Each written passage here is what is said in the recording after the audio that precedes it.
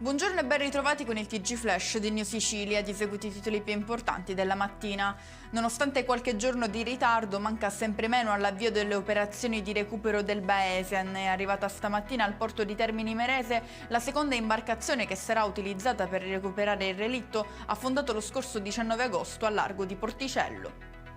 Una gita all'isola d'Elba si trasforma in un dramma per un turista siciliano rimasto ferito dopo essere stato morso da una vipera. La vittima è un uomo di 33 anni morso al pollice di una mano e trasportato d'urgenza in elisoccorso. Calci e pugni contro due vigili urbani ad Augusta, in provincia di Siracusa. Gli aggressori, due operai, sono stati arrestati dagli agenti della polizia municipale. Gli indagati, due fratelli, stavano eseguendo dei lavori di ristrutturazione in un edificio di via Lavaggi quando sarebbero intervenuti per impedire che gli agenti emettessero una multa per un'auto in divieto di sosta. Proseguiamo con un arresto per estorsione a Catania. La vittima è un giovane a cui sono stati sottratti l'auto, una Mercedes e il cellulare. L'obiettivo era convincere il ragazzo a saldare un debito di droga.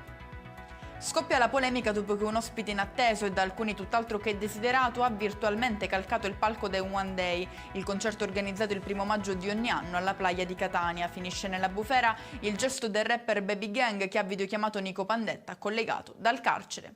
E con questo è tutto, prossimo appuntamento più tardi alle 19:30. Grazie per averci seguito, buon proseguimento di giornata.